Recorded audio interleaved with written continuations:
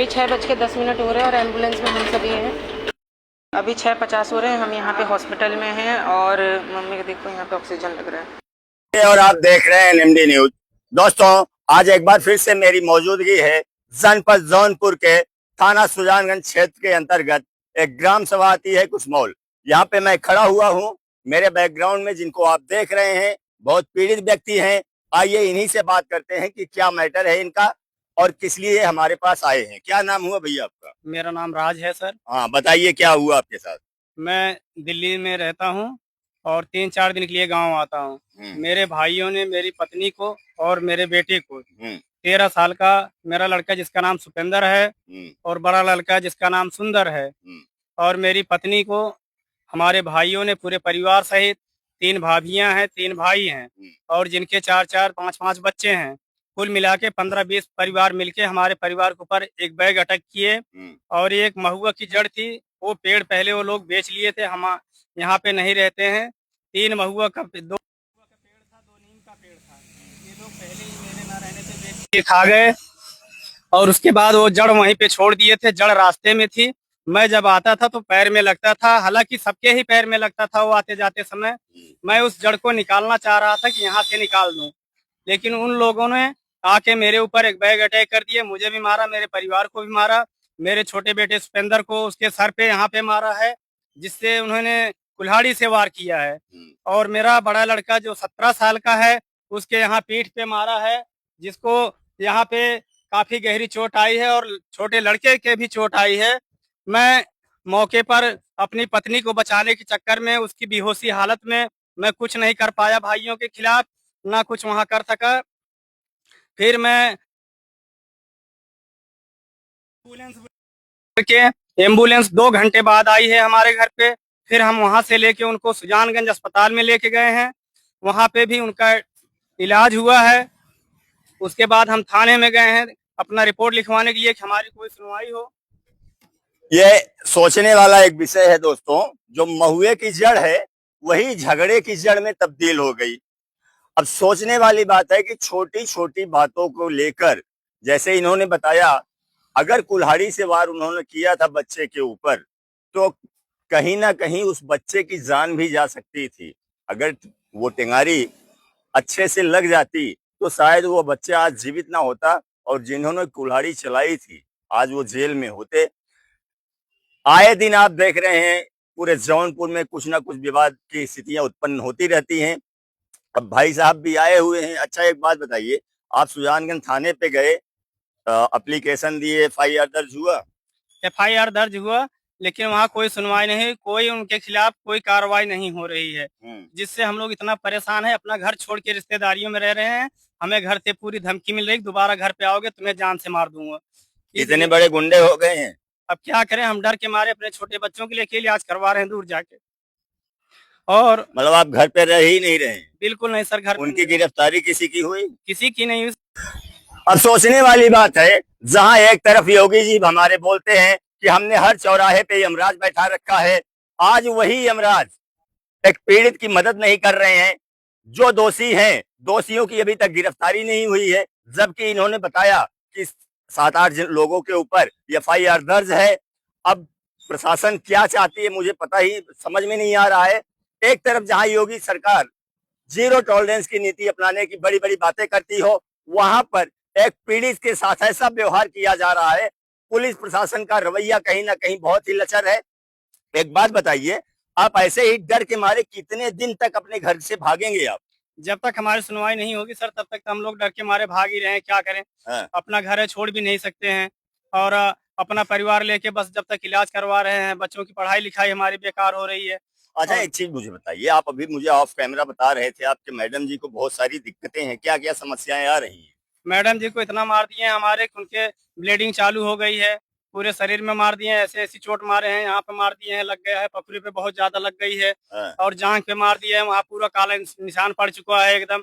तो एक बात बताइए, जब इतनी मार पिटाई हुई तो मेडिकल वगैरह करवाया गया कि नहीं करवाया गया आप लोगों को? सर मेडिकल के लिए मैं गया था दवाई के लिए सुजानगंज थाने में, वो सुजानगंज अस्पताल में। तो वहाँ पे उनका इलाज हुआ है, लेकिन उनको रेफर नहीं किए कि भारी मतलब गंभीर चोट उनकी जो है उसका एक्सरे वगैरह हो या कोई और दवाई जो हो, कि उनकी सही से देखभाल हो। वहाँ पे कुछ नहीं हुआ, दवाई दिए उनको, थोड़ा इंजेक्शन वगैरह दिए, आराम हो गया, चलने फिरने लग गए। इसी हालात में उनको छोड़ दिए।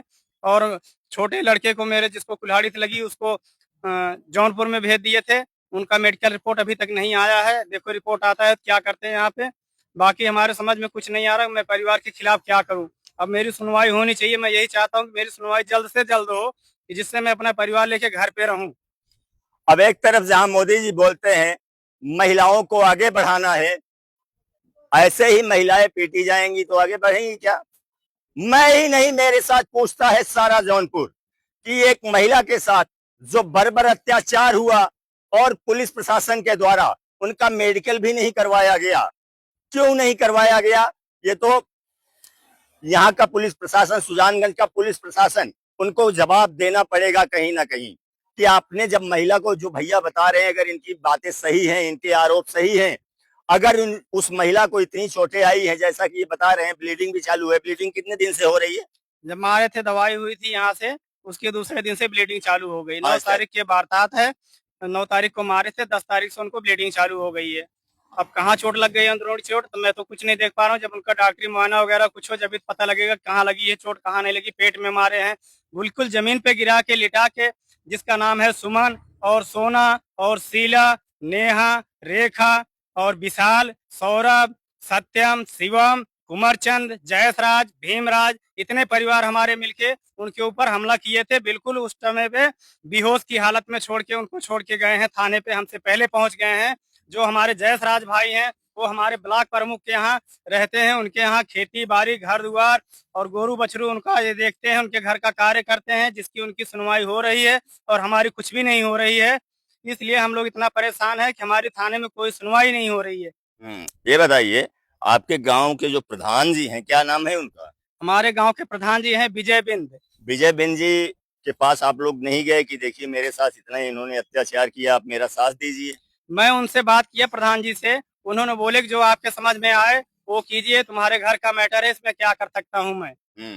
वो इस समय गोवा में है। वो बोले कि मैं 24 तारीख या 25 तारीख को गांव में आऊंगा, अभी नहीं आ पा रहा हूँ। अब प्रधान जी, आप गोवा घूमिए, आप गोवा गए हैं, कहीं मसाज वसाज करवा रहे होंगे, लेकिन प्रधान जी मुझे मालूम है आप नहीं बोलोगे इस मैटर में, क्योंकि यहाँ आपको कितनी ओटें मिलेंगी? 2, और वहां कितनी मिलेंगी? 20 ओटें। तो कहीं ना कहीं प्रधान जी भी भाई इनका साथ क्यों देंगे? अब रही बात भैया ने जो जो आरोप लगाए हैं, इन सब आरोपों की एक बार बारीकी से जांच होनी चाहिए, और जांच में जो भी व्यक्ति दोषी पाया जाता हो, चाहे ये हो, चाहे इनके परिवार के जिन लोगों के ऊपर ये आरोप लगा रहे हैं वो लोग हों, जो भी दोषी हो उसके ऊपर कड़ी से कड़ी कार्रवाई होनी चाहिए, ताकि ऐसे मनचले लोगों का, मनबढ़ लोगों का, ऐसे गुंडे लोगों का जो मन बढ़ गया है, ये शांति में आ जाए। क्यों नहीं तो आए दिन जैसा बता रहे हैं कि उनके डर के नाते जो धमकियां इनको मिल रही हैं, भैया घर छोड़ के भाग गए हैं, ससुराल में रह रहे हैं, कितने दिन बेचारे ससुराल में रहेंगे? क्या ये योगी सरकार है, या योगी सरकार में ये गुंडा राज कहां से पनप रहा है? जहां एक बार हमारे योगी जी बोलते हैं हम जीरो टॉलरेंस की नीति पे काम करते हैं, क्या यही जीरो टॉलरेंस की नीति है ये, कि एक परिवार के साथ अन्याय हो रहा है और वही परिवार, जो पीड़ित परिवार है, वो जाके कहीं दूर अपने ससुराल में रहने के लिए मजबूर है? हमारी वीडियो जो लोग देख रहे होंगे, शासन के लोग, प्रशासन के लोग, डीएम साहब, एसपी साहब, एसडीएम साहब, आप उनसे क्या निवेदन करना चाहेंगे? अपने लिए क्या अपील करना चाहेंगे? मैं यही निवेदन चाहता हूँ कि हमारे परिवार को जिन्होंने मारा है सबको सजा होनी चाहिए एक बार, और सजा होने के बाद ताकि दोबारा कभी हमारे बच्चों के ऊपर निगाह ना लगाए। और मैं जब भी आता हूँ, हर बार मुझे धमकियां मिलती हैं, हर साल मिलती हैं, करीब पीछे 10 साल थे हमें धमकियां मिलती आ रही है। धमकियां से मैं टालता गया, मेरे परिवार के हैं, कोई बात नहीं, बड़े हैं, बोलेंगे हम 2 बात सह लेंगे। लेकिन इस बार हमारे परिवार को इतना मारा है इन लोगों ने, बेहोशी हालत में छोड़ा है, बिल्कुल कि ये समझ के छोड़ा है कि ये मर गई है, इसलिए उन्होंने छोड़ के भाग गए थाने पे सीधा। फिर मेरी कोई सुनवाई नहीं हो रही, मेरी सुनवाई होनी चाहिए। मैं बार बार यही कहता हूँ कि इनका गिरफ्तारी होना चाहिए, इनको सजा मिलनी चाहिए, ताकि दोबारा कभी हमारे बच्चों के ऊपर हाथ ना उठाएं। हम यही चाहते हैं कि हमारा परिवार सुखी रहे। जब हम 2 दिन 3 दिन के लिए आ रहे हैं, हम यही मौके पर न रहे। और सर, हमारे यहाँ एक नलका था पानी पीने का, जो हमारा वो नलका भी ये लोग तोड़ फोड़ के पता नहीं क्या कर दिए, जो हमारे पानी पीने के लिए भी नहीं है, जो हम पड़ोसी के यहाँ से पानी भर के लाते हैं, पीने के लिए, उसके लिए ये लोग परेशान करते हैं कि आप पड़ोसी के यहाँ क्यों जाते हो पानी लेने, और घर पे धमकी देते हैं हमारे यहाँ पानी लेने आओगे तो हाथ पैर तोड़ दूंगा। यही है, सारी धमकियां हमके मिलती हैं घर पे, और हमें बहुत ही परेशान किया जा रहा है, जिसकी मैं सुनवाई कहाँ लेके जाऊं कि हमारी सुनवाई हो जाए। हम यही चाहते हैं अपने परिवार के साथ। ठीक है। अब ये जातिवादी पत्रकार, जैसा कि आप बोलते हैं मैं जातिवादी पत्रकार हूं, ये है दलित और मैं हूं पंडित। भैया ने मुझे कल फोन किया था शाम को, मैं यहां था नहीं, मैं प्रयागराज गया हुआ था। मैंने इनको बोला आप सुबह मिलिएगा, मैं आपसे बात करूंगा, आपकी जो समस्याएं होंगी, आपके जो मुद्दे होंगे मैं उठाऊंगा। मैं उठा रहा हूं। अब जितने जातिवादी कहने वाले लोग हैं, पूरी वीडियो देखते नहीं हो, उलूल जुलूल का आप लिखते हो। किसी भी पीड़ित व्यक्ति, चाहे वह जिस समाज का हो, अगर उसने मुझे याद किया है तो मैं उसके साथ कंधे से कंधा मिला के खड़ा रहता हूं। आपकी मानसिकता कुंठित है, जिसके लिए मैं कुछ कह नहीं सकता। बाकी दोस्तों, मेरा यही एक छोटा सा प्रयास था आपको दिखाने के लिए। बाकी इन भाई साहब के लिए और इस वीडियो के बारे में आपकी जो भी राय होगी कमेंट बॉक्स में अवश्य लिखिएगा। आपसे मिलते हैं किसी अगले वीडियो में, तब तक के लिए जय हिंद, जय भारत।